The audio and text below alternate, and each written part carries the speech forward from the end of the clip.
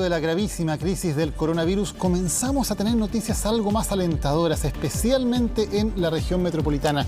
De ello queremos conversar ahora con el presidente ejecutivo de Espacio Público, Diego Pardo. Diego, buenas noches, bienvenido al programa. Hola, ¿qué tal? ¿Cómo están? Gracias por la invitación. Diego, estamos viendo el informe que acaba de emitir en el día de hoy Espacio Público y la frase más destacada es que se ha pasado una clara tendencia a la baja en los nuevos contagios y la positividad en la región metropolitana. ¿Cómo llegan a esa conclusión que es, después de todo lo malo que hemos vivido, alentadora? Bueno, lo primero que uno tiene que tener en cuenta es que los números diarios varían un poco, entonces uno trata de tomar promedios diarios, pero teniendo en cuenta la tendencia semanal. O sea, considera, por ejemplo, los nuevos casos de todos los días, durante una semana los sumas y los divides por 7 y ahí tienes de alguna manera la tendencia diaria, pero ajustada semanalmente. Cuando uno mira eso y mira... de alguna manera, desde el 15 de junio en adelante ha habido una disminución en este promedio semanal y en total acumulamos una disminución cercana al 60%, o sea, de algo así como 4.500 casos diarios, hemos pasado a algo así como 1.200 casos diarios. Y eso efectivamente es una tendencia a la baja y es una buena noticia. Lo mismo ocurre respecto de la positividad cuando miramos cuando tomamos el promedio diario de esta evolución semanal de la positividad, vemos que cuando uno mira el horizonte de 3 semanas, desde el 15 de junio hasta ahora, hay una disminución de algo así como un 40% acumulado, lo cual también es buena noticia. Ahora, también hay que tener en cuenta que tanto el número de casos como la positividad todavía están lejos de el umbral que uno ve en otras partes para comenzar la discusión sobre desescalamiento, digamos. La positividad hoy en día está todavía lejos del umbral del 10% y seguramente van a faltar varias semanas para que baje, digamos, de ese umbral del 10% o el umbral del 5%. Es cierta discusión. En distintos países del mundo se han tomado distintos umbrales, algunos bajo 10%, otros bajo 5%, otros bajo 7,5%, pero ese es un poco el rango y todavía estamos lejos de eso. Estamos en un 25%, o sea, 5 veces lo que quisiéramos. Y en el caso del número de contagios diarios, todavía estamos lejos de la barrera de bajar de los 1.000 diarios, que es el umbral que se le ha escuchado a otras autoridades, y todavía también estamos lejos de desestresar el sistema de salud, bajando del 85% de utilización, que es como el otro umbral que se escucha cuando uno mira la experiencia comparada. Así que buenas noticias, pero todavía no estamos ahí. Y sí. La conclusión que podemos sacar, por lo tanto, es que el pic en la región metropolitana fue a mediados de junio.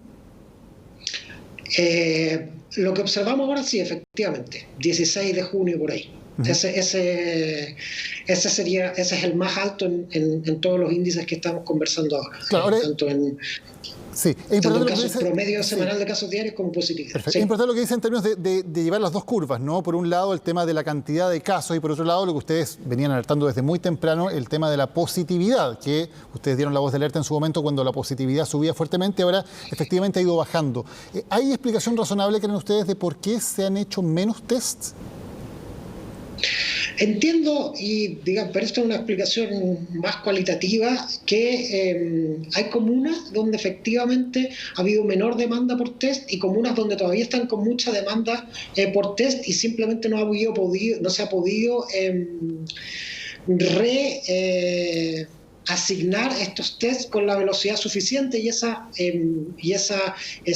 lentitud o esas dificultades para reasignar test entre lugares con mucha demanda y lugares donde la demanda por test ha bajado, efectivamente se ha traducido en un menor número de test. Pero es importante un poco, aquí estamos con la misma discusión que teníamos hace un mes y medio, una cosa así, donde después del fin de semana del 1 de mayo empezamos a observar un aumento muy importante en el número de casos diarios, y había una explicación de alguna manera de las personas que querían ver esto ver igual esto con optimismo y decían, no, si los casos no están subiendo tanto, el problema es que estamos haciendo muchos test, que es un poco lo que dice Trump por estos días. Y, digamos, los científicos le decían, no, eso no es así, porque el problema es que la positividad está subiendo. Entonces, si la positividad está subiendo, los test, el número de test que tú estás realizando no está subiendo con la velocidad suficiente para mantener controlada la epidemia. Aquí es un poco lo mismo, pero al revés, digamos.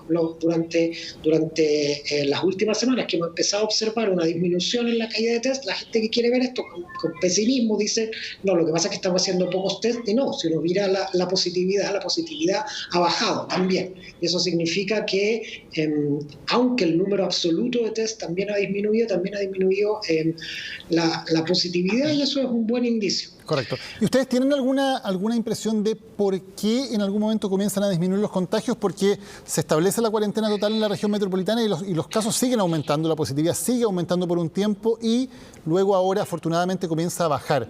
¿Hay algún factor en particular que ustedes crean que fue fundamental para que comenzara a bajar tanto el número de casos como la positividad? Esto va a requerir bastante tiempo. El determinar las causas concretas, pero efectivamente la movilidad consiguió disminuirse. Hay políticas, una combinación de políticas, digamos, la entrega de cajas, la reducción en el número de permisos, que se esencializara el número de plazas que efectivamente eran esenciales. Todo ese conjunto de políticas que estuvieron destinadas a reforzar la cuarentena seguramente jugaron un rol en disminuir el volumen de casos. De alguna manera también el cambio en la autoridad sanitaria y por lo tanto el cambio en el discurso, un discurso que era mucho más, que comunicaba mucho más los riesgos asociados con la epidemia antes que descartarlo. Todo eso seguramente, una combinación de todo eso es lo que se tradució en una disminución en la curva de contagio. ¿Qué peso tuvo cada cosa y qué peso tuvo de alguna manera cada una de este conjunto de medidas? Es algo que nos va a tomar bastante tiempo a los investigadores determinar. Diego, ahora estamos hablando hasta ahora de la región metropolitana. ¿Qué pasa cuando uno mira a otras regiones de Chile? ¿Hay procesos y curvas que son distintos? ¿Hay otras regiones en las cuales todavía están aumentando los casos? Bueno, el caso más preocupante sin duda es el caso todavía de Antofagasta, pero y ciertamente es preocupante tanto en número de contagios como en positividad. Antofagasta pareciera haber entrado en una especie de meseta, pero una meseta muy, muy alta, digamos, mucho más alta de la que puede sostener el sistema de salud. Pero de alguna manera esa situación que es muy preocupante por el número de casos involucrados, cuando uno mira el total nacional de Chile, esa situación que se agrava no alcanza a revertir la tendencia hacia la baja que muestra la región metropolitana. ¿Y qué se hace ahora, Diego, por parte de las autoridades? Porque sabemos que hubo problemas muy graves cuando se habló de la nueva normalidad, cuando se dieron prematuramente señales de normalización. Y ahora está este debate de cuánto decir las buenas noticias, digamos. ¿Qué tanto hay que especificar que efectivamente se está bajando? ¿Qué tanto eso puede provocar un relajamiento de la gente que complique el que esta curva siga bajando? ¿Cómo se maneja lo que viene de aquí en adelante? Bueno, nuestro informe del día viernes, que nosotros hemos venido discutiendo esta tendencia a la baja en varios de nuestros informes previos, titulaba que para ser optimistas primero hay que tener un plan. Y lo que muestra la experiencia comparada es que en otras partes del mundo, cuando uno está empezando a pensar en desescalar las medidas de confinamiento, necesita un plan con fases claras, con métricas súper definidas y que tanto las fases como las métricas hayan sido dialogadas con un diálogo constructivo con la comunidad académica, con las sociedades científicas. Y este plan, con fases definidas y métricas efectivas, viene acompañado de un reforzamiento muy importante de la capacidad de testeo, trazabilidad y aislamiento. Yo te lo puedo explicar así. Las estrategias de testeo, trazabilidad y aislamiento básicamente lo que hacen es poner en cuarentena a personas claramente identificadas. ¿sí? Versus poner en cuarentena toda una ciudad. La diferencia entre poner en cuarentena personas claramente identificadas o hacerlo a toda una ciudad es si tú tienes la capacidad de identificar quiénes son los que están enfermos y no están enfermos. Y para eso es súper importante la positividad.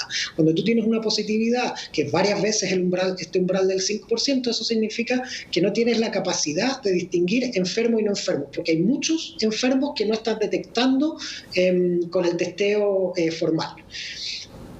Cuando consigues bajar ese umbral de positividad y por lo tanto a través de los test que tú realizas estás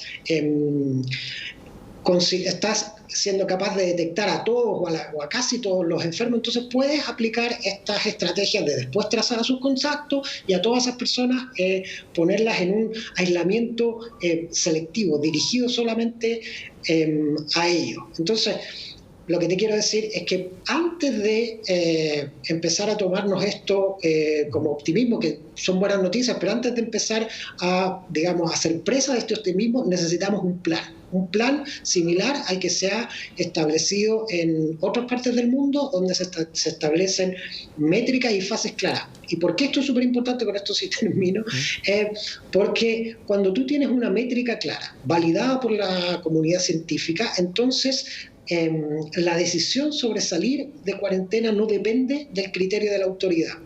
¿Y qué pasa cuando es solo discrecional de la autoridad? Entonces las autoridades son objeto de presiones por parte de todos los segmentos de una ciudad o una comunidad que quiere retomar las actividades económicas. Para evitar eso, para que la autoridad no sea responsable con su sola discreción de levantar una cuarentena, es súper importante que las reglas estén claras y definidas de antemano, en conjunto con la comunidad científica. O sea, digo, para entenderlo correctamente, lo que deberíamos tener sería una regla, digamos, en que nos pusiéramos de acuerdo diciendo cuando la positividad llega a tal porcentaje, cuando la ocupación de camas críticas llega a tal porcentaje, ¿vamos a tomar tales medidas de desescalamiento? Vamos a empezar un programa de desescalamiento que va a tener varias fases. En la primera fase seguramente van a abrir cierto tipo de establecimientos, se va a permitir cierto tipo de circulación, seguramente se van a hacer turnos. En la siguiente fase se va a permitir otra actividad y se va a permitir otro tipo de flujo dentro de la ciudad, y así tú vas avanzando progresivamente y mientras implementas una de las fases, preparas los negocios, la infraestructura de la ciudad, la disposición de la gente para la fase siguiente, y una vez que, digamos, tienes todo listo y estos indicadores objetivos avanzan en la manera que tú quieres, pasas a la siguiente fase. Y de esa manera evitas un posible rebrote, porque lo que tú observas, para eso también nos sirve la experiencia de otros países que han pasado esto antes que nosotros.